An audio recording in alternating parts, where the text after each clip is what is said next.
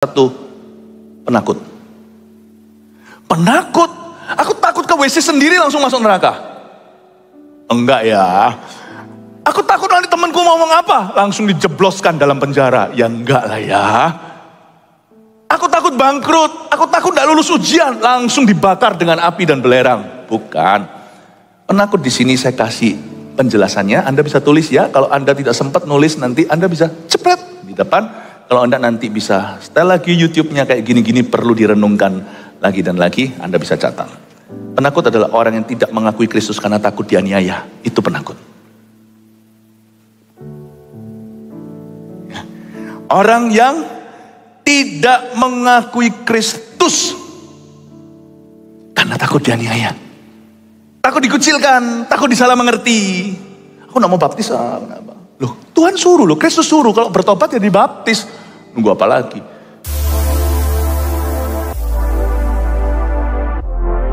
Wahyu 21 ayat yang ke-6 sampai 8. Yosipa, 3 ayat saja saya bacakan dulu.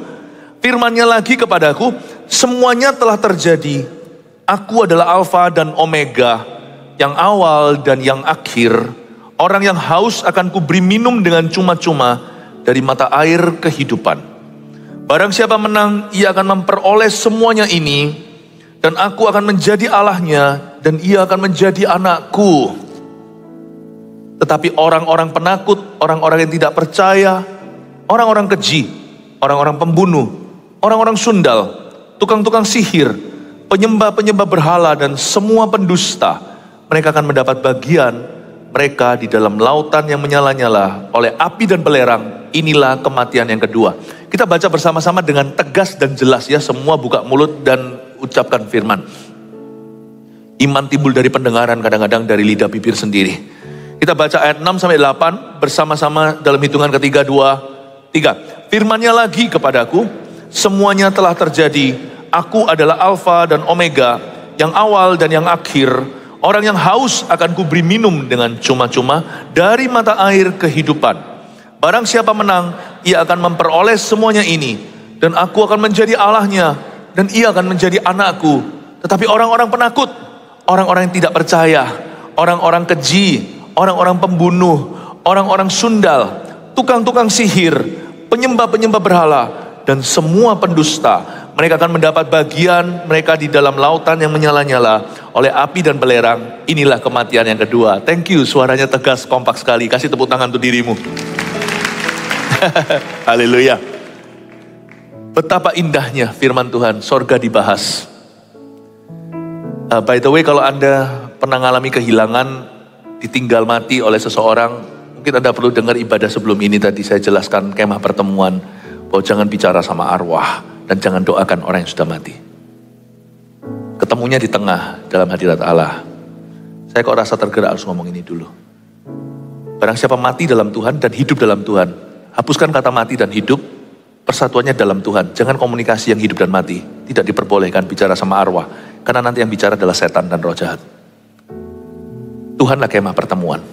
Hadirat Allah mempersatukan. Sebenarnya kalau kita sama-sama dalam Kristus, mati atau hidup, kita tidak pernah berpisah kok. Gara-gara Tuhan di tengah-tengah kita. Oke, itu aja. Sekarang saya jelaskan siapa yang gak masuk ke surga. Nah, ini cilaka. Nah, kalau orang itu keluarga nih ada 5. 2 Kristen sungguh-sungguh, 3 pura-pura. Atau 2 anak Tuhan. Atau 1 anak Tuhan, 4-nya bukan. Atau 4 anak Tuhan, tinggal 1 aja papa gak mau. Itu pisah sama Kristus lama-lamanya. Berarti Anda juga akan pisah di akhirat. Kalau 1 dalam Tuhan, 1 bukan. 2 gak akan ketemuan selama-lamanya, amin. Makanya itu buat apa sih punya duit? Buat apa kita punya segalanya? Buat apa kita menyenangkan orang tua kita tapi tidak pernah membawa Injil kepada mereka? Mati, dia gak akan senang. Alkitab mengatakan mereka akan dilempar ke belerang yang menyala. Ini bukan ancaman, ini kebenaran. Karena itu paling bahagia itu keluarga yang sudah sama-sama dalam Kristus. Sungguhan. Mungkin kita uang pas-pasan, gak punya segala sesuatu yang kita impikan. Tapi kalau semua dalam Tuhan, itu keluarga paling bahagia, Juan Ciafu. Satu family, sungguhan happy, itu. Apa yang kau kejar dalam hidup ini? Siapa yang tidak akan masuk dalam kerajaan sorga? Saya baca dulu sekarang ayat 6 dulu ya, pelan-pelan. Firman-Nya lagi kepadaku, firman Tuhan kepada Yohanes, Rasul Yesus Kristus yang terakhir, yang masih hidup. Semuanya telah terjadi. Aku adalah Alfa, kata Tuhan. Alfa itu artinya yang mula, tiada silsilah. Allah itu tiada penciptanya. Sudahlah, gak masuk akal kita. Pokoknya tidak ada yang menciptakan Allah. Just because kita ini diciptakan, kita gak ngerti dunia sebelumnya, bukan berarti Allah itu bukan Alfa. Allah itu Alfa. Kita ini aja yang sudah kenal biru, hijau, merah. Kita itu tahu lihat realita karena ini sajalah dunia kita. Allah itu beyond us. Tuhan itu di luar kapasitas kita. Saya nggak bisa mengerti sebelum Allah ada siapa. Tiada yang ada, tiada di sampingnya. Tiada seperti Dia. Sudah, saya tahu bahwa Allah adalah satu. Dan sungguhan Tuhan itu ada. Agama ada banyak memang. Tapi tidak semuanya ke arah keselamatan. Makanya saya itu tidak mau main-main dengan punya agama semata-mata. Di hidup saya sementara, saya kejar akhirat. Sebab saya tidak akan bawa mati harta benda saya dan pencapaian saya. Saya harus ketemu jalan keselamatan.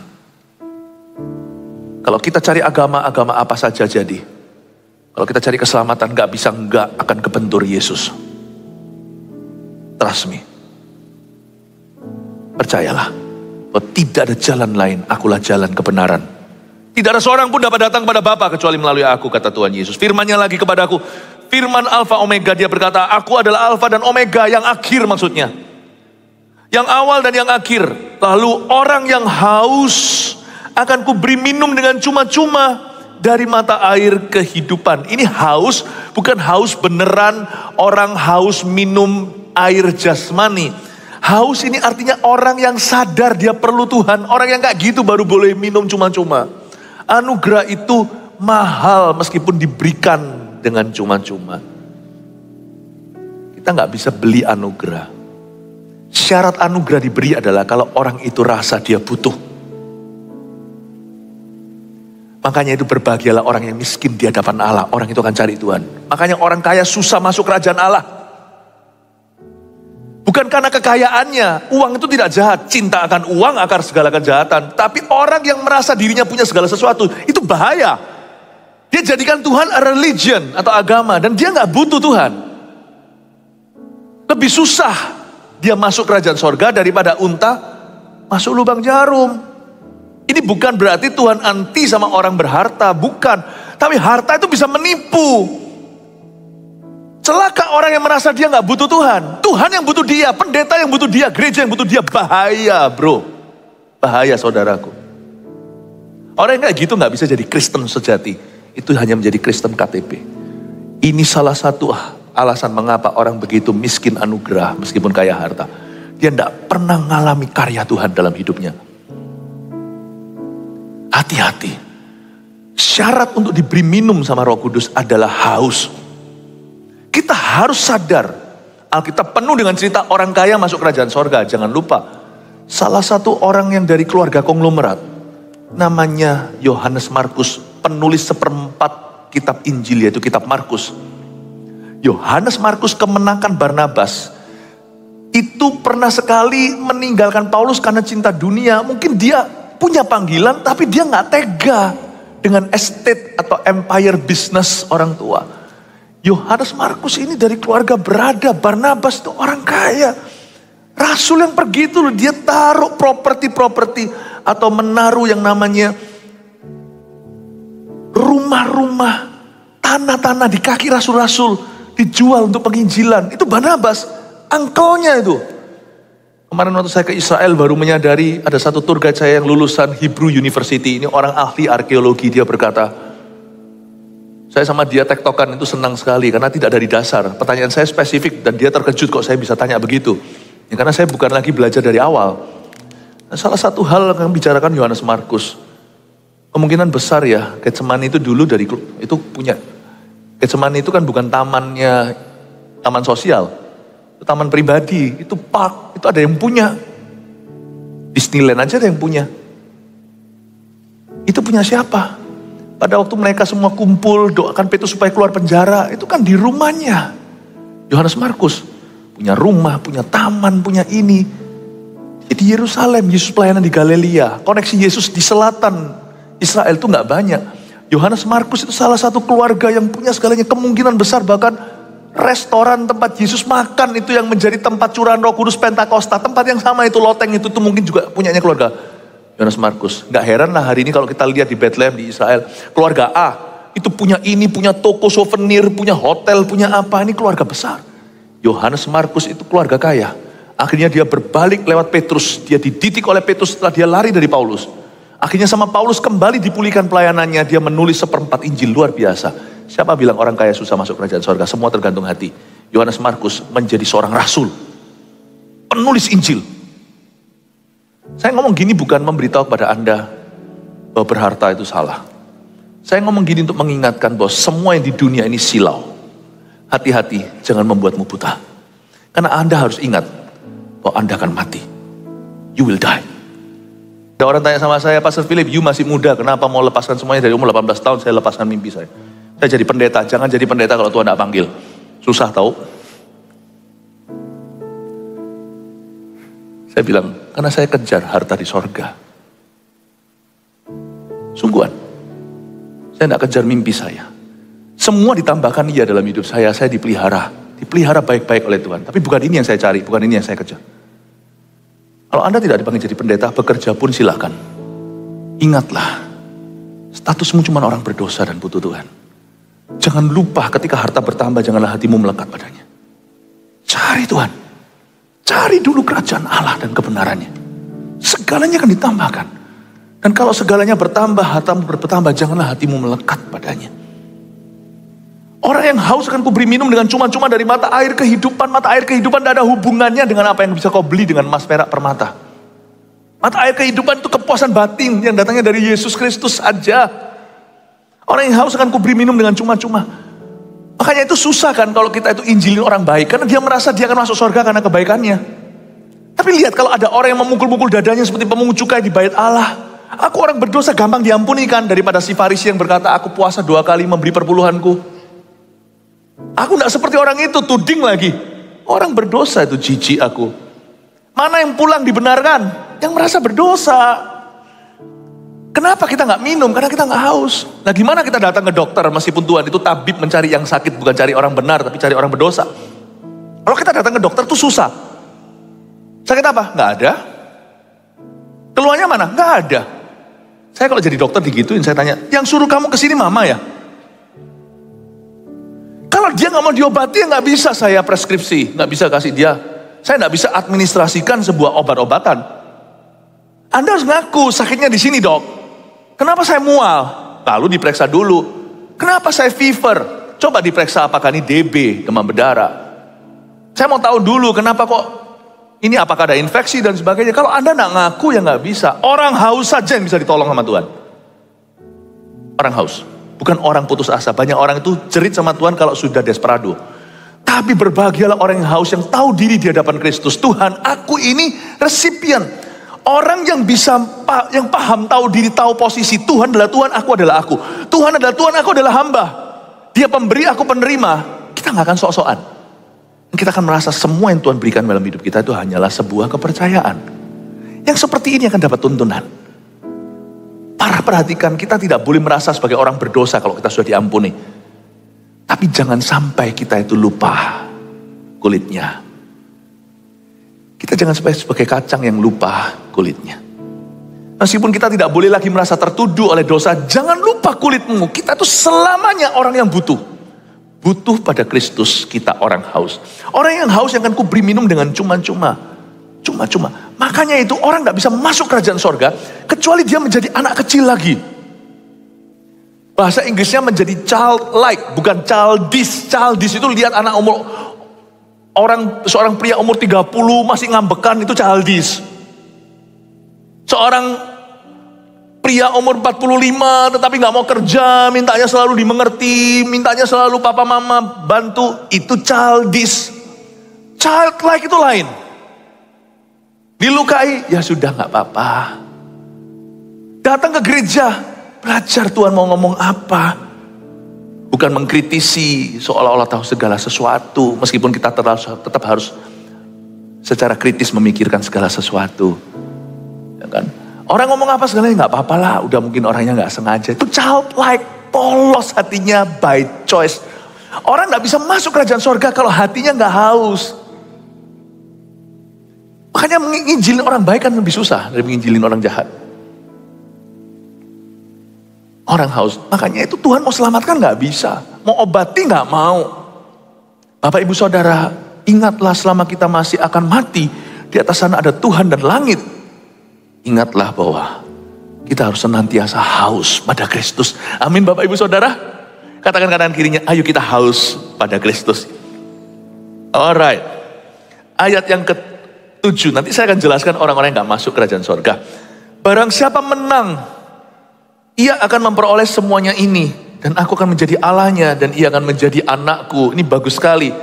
Barang siapa menang, menang itu bukan berarti menang telak, menang terus. Siapa sih di sini gak pernah berbuat salah? Siapa gak pernah jatuh?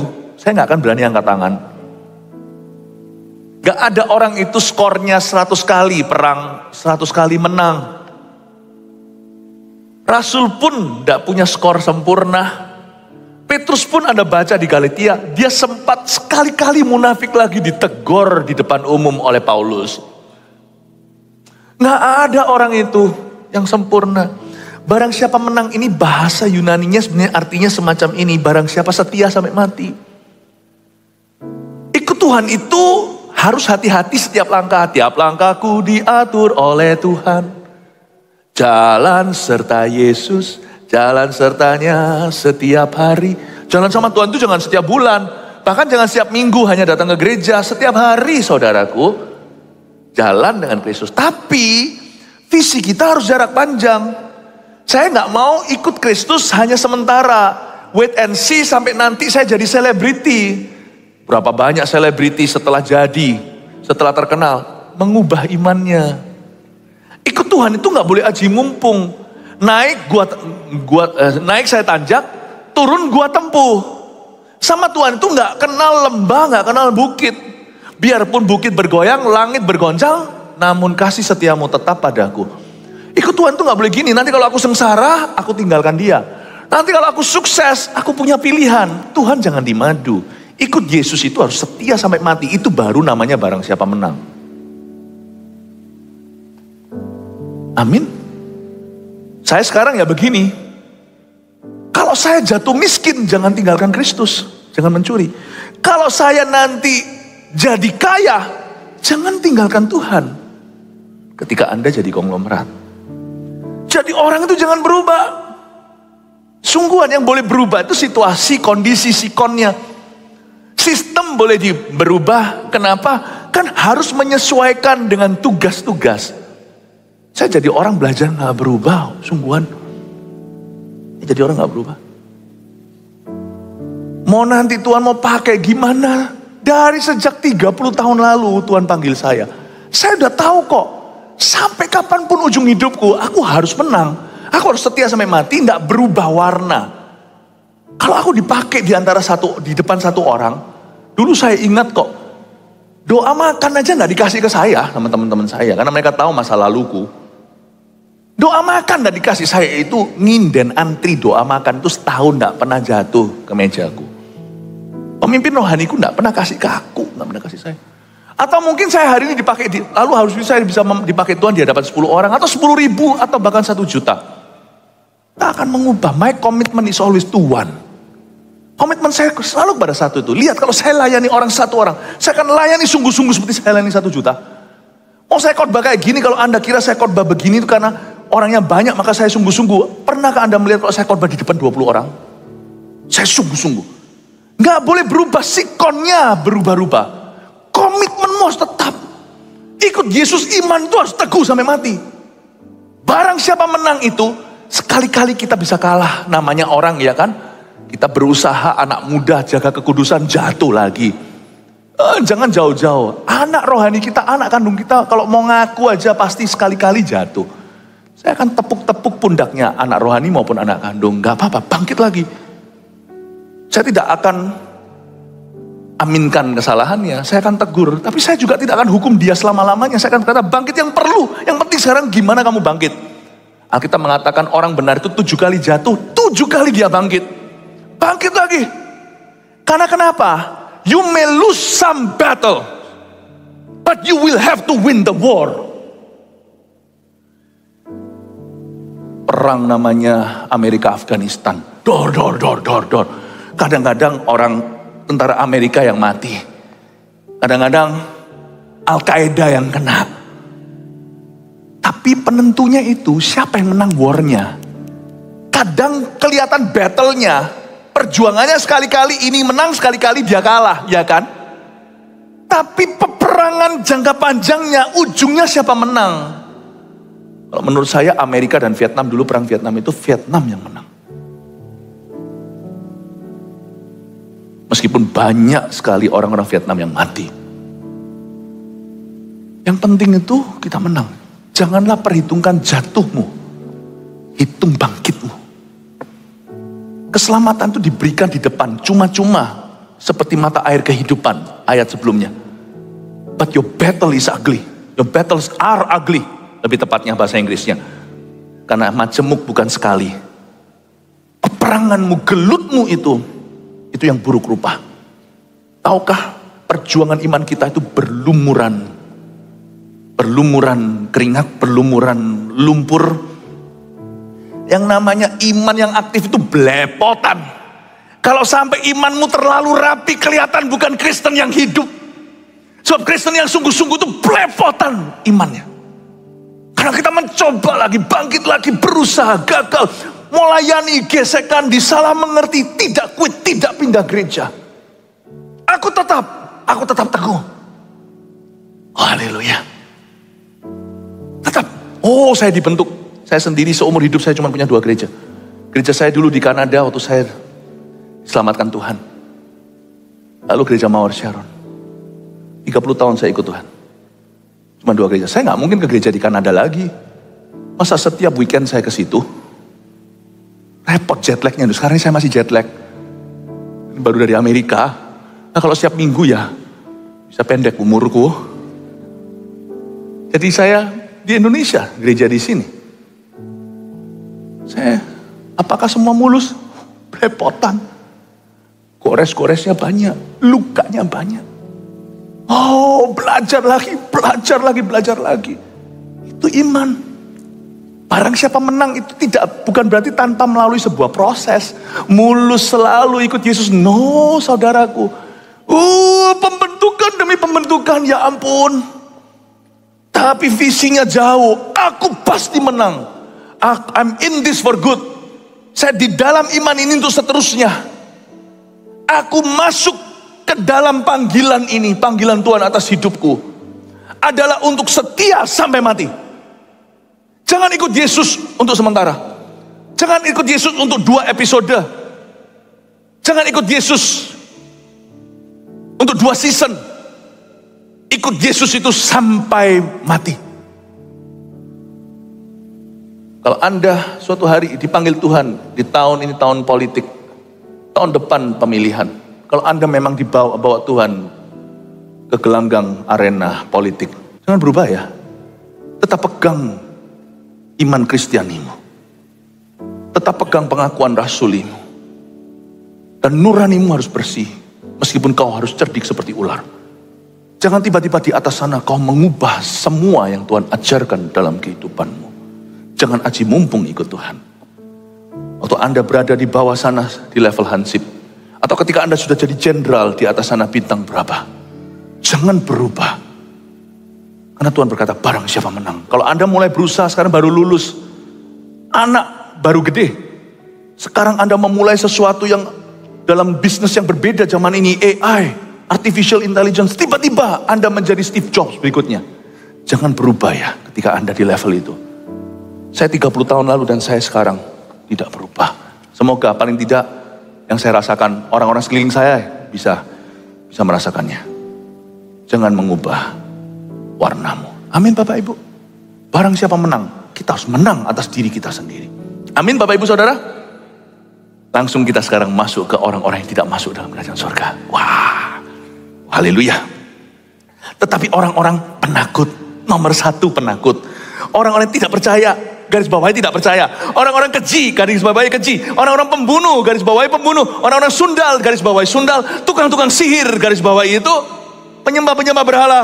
Dan semua pendusta. Saya jelaskan siapa saja yang tidak akan masuk ke dalam sorga. Ada 8, catat 1, penakut. Penakut? Aku takut ke WC sendiri langsung masuk neraka. Enggak ya. Aku takut nanti temanku ngomong apa, langsung dijebloskan dalam penjara. Ya enggak lah ya. Aku takut bangkrut, aku takut tidak lulus ujian, langsung dibakar dengan api dan belerang. Bukan. Penakut di sini saya kasih penjelasannya. Anda bisa tulis ya. Kalau Anda tidak sempat nulis, nanti Anda bisa cepret di depan. Kalau Anda nanti bisa setel lagi YouTube-nya kayak gini-gini, perlu direnungkan lagi dan lagi, Anda bisa catat. Penakut adalah orang yang tidak mengakui Kristus karena takut dianiaya. Itu penakut. Orang yang tidak mengakui Kristus karena takut dianiaya. Takut dikucilkan, takut disalah mengerti.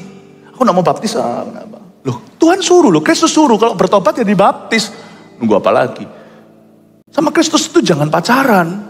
Berani nikah. Ya kan?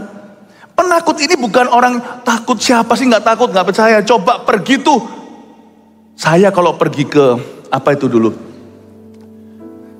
Saya dulu waktu sekolah, saya pernah pergi ke, Six Flags ya? Six Flags. Itu saya nggak takut, dulu saya berani loh. Sekarang setelah makin berusia kok semakin pengecut ya. Saya dulu tuh naik yang roller coaster yang paling mengerikan. Itu bukan yang kayak Disneyland apa itu, itu candaan. Ini yang sampai di atas tuh, udah kelihatan apa-apa. Puter-puter. Tingginya itu sudah nggak tahu puluhan meter. Berani saya. Sekarang takut ya. Terus terang loh, saya masuk kemarin ini kan pas di Amerika wisuda sekali kan para pastor nggak pernah ke Disneyland. Puji Tuhan kasih kesempatan mereka, saya ajak. Diaturkan sama gereja Korea di sana GMI yang kemarin datang ini. Saya sih milih mereka semuanya, wah berani-berani loh pastor-pastormu itu, nekat-nekat, keluar-keluar basah-basah semuanya, ceplas sini, ceplas sana. Gembala di atasnya, itu gembala sidangnya naik. It's a small world after all, it's a small world after. Dia diketawain sama anak-anak saya. Nah itu it's a small world after all. Saya bilang sama istri saya, kok aku lebih tenang yang ginian ya. Mungkin hidup saya sudah penuh dengan gitu, gak perlu yang gituan. Mereka hidupnya lebih tenang-tenang tuh pastor itu. Saya hidupnya lebih deg-degan. Siapa gak takut? Takut loh. Naik ke atas ini. Bukan itu. Penakut di sini itu penakutan adalah takut yang prinsip. Takut ngakui Kristus di depan manusia. Takut nanti dikucilkan, kehilangan job. Hati-hati ya. Ini gak bisa ada substitusinya, gak ada penggantinya. Anda kalau takut mengakui, Tuhan berkata begini, barang siapa takut mengakui aku dan firmanku di hadapan manusia, aku akan menyangkali dia di hadapan Bapakku dan jutaan malaikatnya ketika aku datang kembali. Barang siapa berani mengakui aku di hadapan Tuhan, di hadapan Bapakku dan di hadapan manusia, aku akan mengakui dia di hadapan. Barang siapa berani mengakui aku di hadapan manusia, aku akan mengakuinya di hadapan Bapa. 2. Orang penakut, lalu orang yang tidak percaya.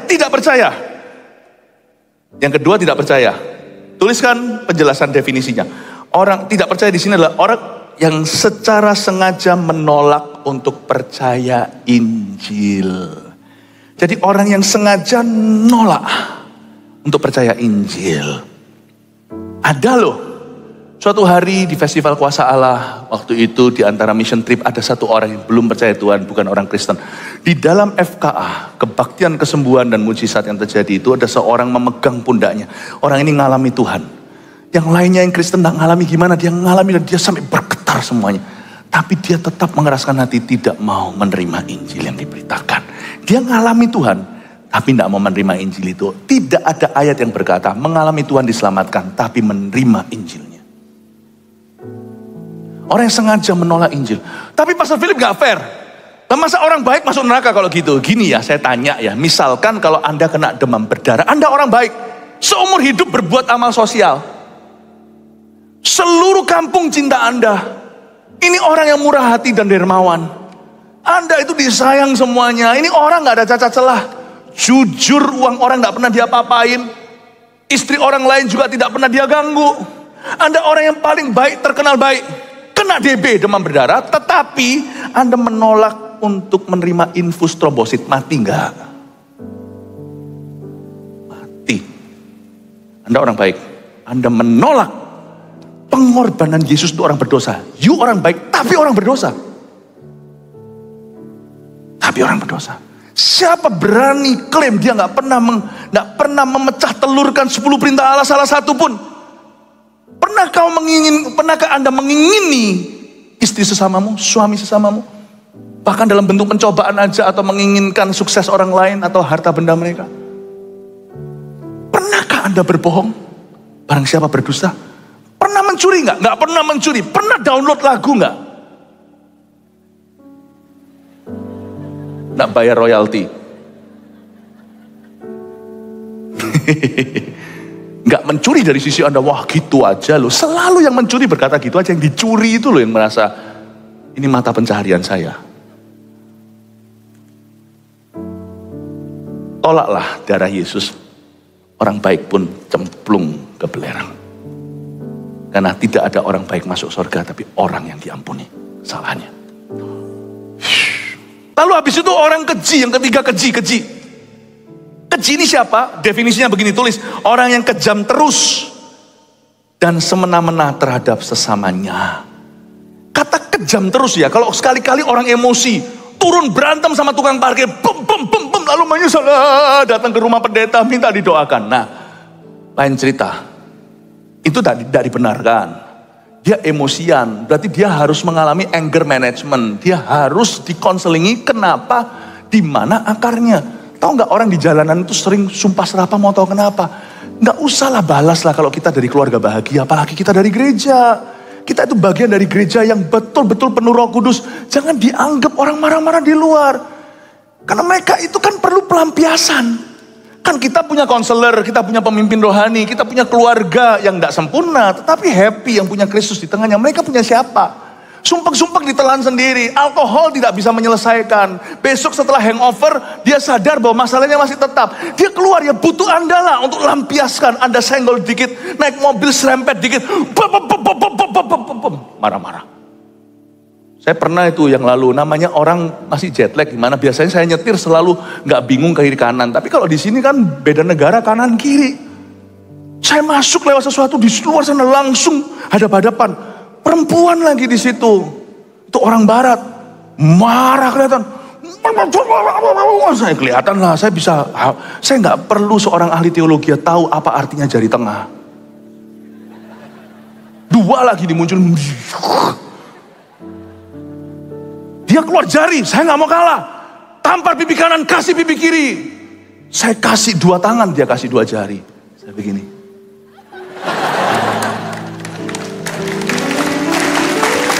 Nggak berhenti di situ, saya begini. Sorry. Dia dari 2 jari, dia turunkan, dia ketawa. Dia pergi. Sembuh dia. Aku nggak sakit, dia sembuh. Daripada dia sakiti aku, sama-sama sakit hati. Disitulah dunia menjadi kejam dan keji. Orang Kristen harus bisa terima sampah lah menurut saya. Karena kita bisa bersihkan, dia nggak bisa.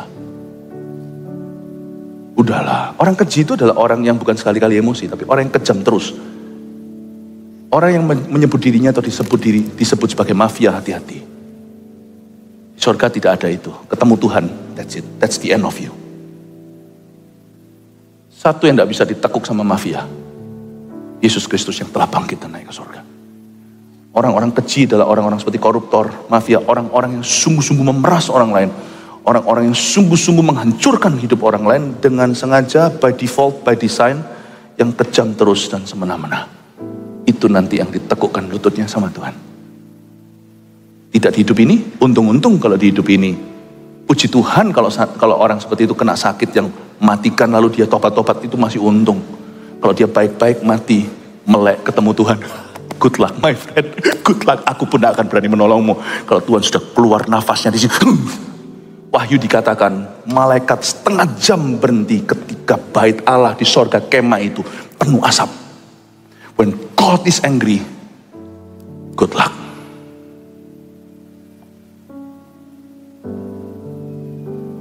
Suara seperti itu yang akan didengar.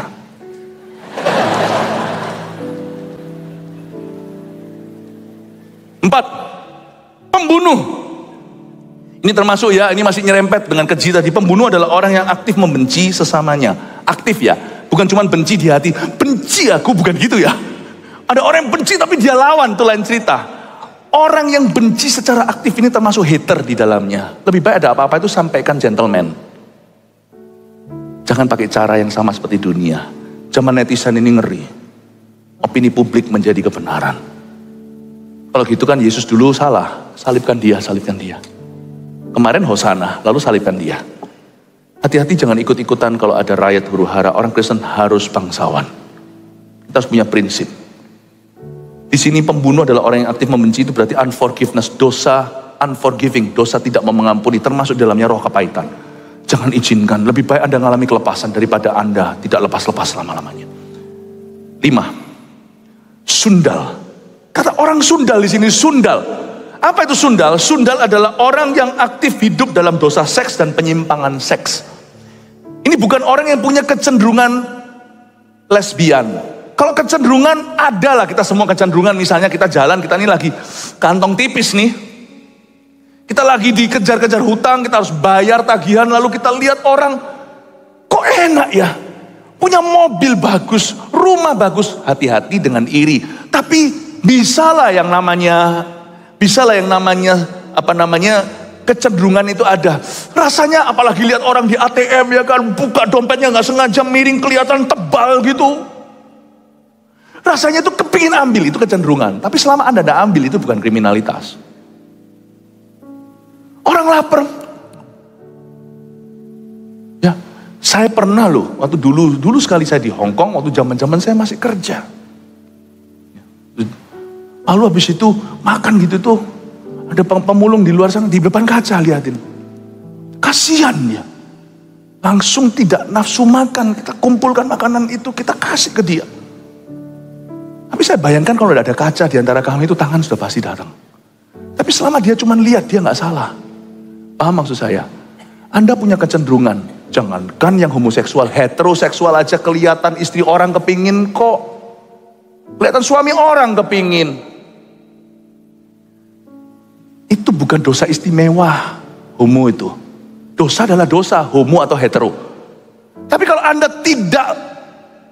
tidak menindaklanjuti kecenderungan gay, bukan tidak menjadikan Anda seorang gay. Tetapi orang yang actively gay, nah ini dia penyimpangan tersebut. Dan yang tidak penyimpangan seks tetap adalah dosa seks seperti tidak gay, tapi dengan lawan jenis sama aja, percabulan, pacaran tidak benar, atau sama istri orang lain, selingkuh dan sebagainya. Sundal adalah dosa seks yang diteruskan hidup di dalamnya. Gak akan masuk ke surga. Sungguhan gak akan. Mau Kristen pun, mau pendeta pun gak akan masuk. Sungguhan. Mau pendeta pun gak akan masuk kalau gak bertobat. Tuhan cari itu pertobatan masuk ke surga itu, bukan statusnya. Tukang sihir nomor 6. Tukang sihir ini lucu. Orang kira tukang sihir itu bim salabing, bukan. Ternyata tukang sihir di sini adalah orang yang terlibat okultisme. Hati-hati ya okultisme ya. Pergi ke orang pintar, dukun-dukun. Orang Kristen dilarang gini-gini, ahli nujum, ramal-ramal, superstisi, percaya ini, gereja iya, suhu iya. Tentukan, ya kan? Tentukan pilihanmu. Jangan Yesus dimadu. Orang yang terlibat okultisme, tapi tukang sihir ini ada satu hal lagi yang unik. Dalam kata Yunaninya, kata tukang sihir itu bukan cuma sorcerer, tapi drugger, drug, orang ngedrug. Jadi ini juga termasuk tukang sihir adalah orang yang terlibat okultisme dan memakai narkoba, dan atau memakai narkoba. Itulah sebabnya drug dealer nggak akan masuk kecuali dia bertobat. Drug user tidak akan masuk kecuali dia bertobat. Hati-hati nih, waktu di Belanda suatu hari kita masuk seperti 7-Eleven gitu. Waktu saya khotbah, setelah saya khotbah di depan perwakilan 97 negara. Ribuan orang datang itu di-shoot, di film sampai ke Rusia. Saya masih ingat itu. Nah, pendeta pun nggak ngerti gini-gini, hati-hati apa yang kau beli. Saya dengan istri saya masuk seperti 7-Eleven, kok ada permen ini lucu, tapi saya mulai curiga. Permen ini dikatakan kalau kamu makan permen ini kamu akan lihat pantai indah. Loh, kok ada permen kayak gini? Kalau kamu makan permen ini kamu akan bisa senyum-senyum selama 20 menit.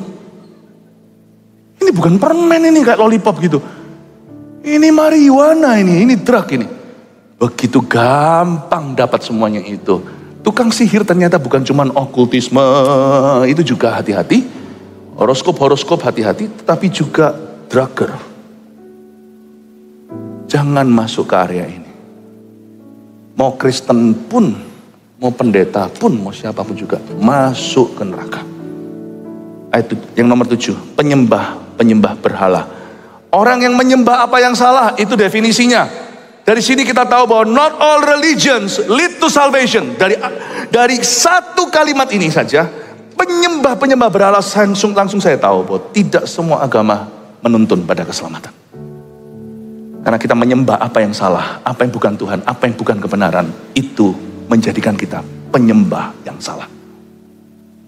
Orang mengira pokoknya saya worship Allah, worship Tuhan, pasti saya masuk surga. Nah, akulah jalan kata Tuhan. Akulah kebenaran, akulah hidup.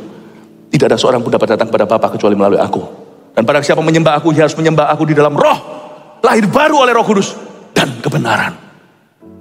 In spirit and in truth. Yang ke-8 terakhir, pendusta. Orang yang hidup dalam dusta yang berencana. Orang yang hidup dalam dusta yang berencana. Ini bukan, ya, dulu di rumahnya, waktu saya dulu masih pacaran sama istri saya, rumahnya itu ada burung kakak tua. Itu burung dulu belinya sudah setengah jadi. Lebih baik belinya dulu masih belum apa-apa. Lucu, waktu saya telepon pembantu rumah tangga angkat. Saya tanya, noniknya ada nggak? Namanya lagi ngejar jatuh cinta ya kan. Lalu tiba-tiba di belakang ada yang ngomong, wonge gak ono. Itu buat saya mules loh. Sebab saya kira itu mertua saya. Berarti kan saya gak diterima. Wonge gak ono. Terus mbok itu kan saya panggil mbok dulu. Mbok, siapa itu mbok? Dia bilang, bu siapa itu? Mbok. Oh enggak, ini burung kakak tuanya. Untung saya masih diterima. Dia sudah biasa kali. Owner sebelumnya itu mudah berbohong. Telepon wonge gak ono. Masuk neraka enggak? Ini bukan dusta yang gitu. Dusta itu mulai dengan kecil-kecilan dulu. Makanya di rumah saya ada peraturan Mantova. Saya ngomong sama anak saya, kalian itu anak kecil pasti buat salah. Papa aja masih buat salah. Silakan buat salah apa saja, asal kalian belajar daripadanya. Satu hal, zero tolerance di rumahku. 0 toleransinya, satu hal. Saya ngomong sama anak saya, dengar kalau saya sudah tegas itu. No lying. Sekali lu bohong, Papa gak akan kenal kamu. Lain kali kamu bilang, Pak aku bohong. Lain kali ngaku nangis-nangis, Pak sorry Pak aku tadi bohong. Pak aku ngomong jujur, bohong. Sekali orang bohong, dia gak kenal dirinya. Karena itu dari semua dosa, setan dapat satu gelar dari Tuhan. Father of lies. Semua dosa yang lain itu akan subur kalau ada hati yang dusta. Farisi berdusta, Yesus bangkit. Dia bayar tentara-tentara yang lihat malaikat bilang kalau badan jasadnya dicuri. Di dalam rumah saya, no lying. Di gereja juga sama, saya tekankan, saya tidak tangan besi, saya pakai teladan. Kalau saya dengan gembala-gembala, semua pemimpin-pemimpin, saya sayangi mereka. But once you lie to me, I will not trust you forever. Mendingan kau datang padaku, aku berbuat salah, aku berbuat dosa, aku punya kehidupan ganda, nangislah, hancurlah, tak peluk sama saya, tak pulihkan, tak tentu pulihkan pelayanan, tapi saya pasti akan pulihkan. Tapi sekali bohong, that's it. Selesai, dan saya juga punya perjanjian dengan Tuhan, sekali aku bohong, singkirkan aku. Paham ini? Pendusta adalah orang yang secara sengaja by design, pelan-pelan, makanya itu hati-hati dengan dusta putih. Oh haleluya, Anda belajar 8 ini? Saya sudah kehabisan waktu, terakhir aja. Mereka akan mendapat bagian Mereka di dalam lautan yang menyala-nyala oleh api dan belerang. Kata di dalam lautan yang menyala-nyala oleh api dan belerang, itu kata-kata ini simpel gini, they will burn in hell. Ngeri ya? Ini bukan ancaman Tuhan, ini statement, pernyataan. Kalau ancaman kan ada tanda seru, ini tanda titik. They will burn, they shall burn in hell, bahasa Inggrisnya. Mereka pasti akan terbakar di dalam api neraka. Kristen atau bukan? Pendeta pun sama. Hati-hati ya. Pada mereka yang banyak diberi, banyak dituntut. Nanti suatu hari ada sekelompok orang-orang yang dibuang ke neraka dengan pepatah kalimat ini dari Tuhan. Enyah kau, hamba yang jahat. Kalau saya tidak terkecuali, kita semua, Anda tidak terkecuali. Kita tidak bisa bersembunyi di balik tameng Kristen. Ya. Amin Bapak Ibu. Lalu dikatakan, inilah kematian yang kedua. Aneh, mati kok 2 kali. Kematian kedua itu maksudnya apa? Saya jelaskan. Kematian kedua di sini itu dalam penjelasan bahasa Yunaninya, bahasa Inggrisnya pun begini. Ini sebenarnya kematian kedua itu terjemahnya begini. Another death after death. Inilah penjelasan tentang neraka. Another death after death. Sebuah kematian setelah mati badani. To die and to be always dying. Setelah mati bangun, I am to die. Tapi gak mati-mati. Itulah neraka. Lalu dikatakan di sini juga ada satu kata lagi, damned. D-A-M-N-E-D atau terkutuk. Makanya itu saya tidak mau, orang Kristen jangan hati-hati ya, meskipun itu gak salah, benar, abu-abu lah, ambigu. Jangan biasain ikut-ikut dengan caranya Hollywood. Dikit-dikit, pakai damn. Damn ini. Janganlah, mulutmu jangan penuh kutuk. Penuh berkat aja kadang-kadang kita masih meleset. Janganlah anak-anak muda itu dikit-dikit pakai damn, pakai WTF. Apa sih coolnya? Apa kerennya? Saya kalau mau gitu saya juga bisa. Pertanyaannya, sana bisa enggak beritakan firman seperti saya? Nah itu baru tantangan kita, gimana mulut kita penuh dengan terang. Ini aja kadang-kadang masih salah ngomong. Kadang-kadang masih bisa melukai orang lain. Kadang-kadang dengan candaan pun bisa melukai. Kenapa kita pakai damn? Karena damn di situ adalah kematian kedua artinya. Condemnation. Kutuk. 8 orang ini adalah 8 orang yang pasti akan dikutuk. Berikut keluarkan semuanya. Penakut. Tidak percaya. Ini orang-orang yang tidak akan masuk dalam surga. Keji. Pembunuh. Sundal. Tukang sihir. Penyembah berhala. Dan pendusta. Biarkan jemaat yang kami gembalakan. Tidak satu pun ada di kategori ini. Haleluya. Amin. Mari kita semua bangkit berdiri. Kita kasih tepuk tangan untuk Tuhan.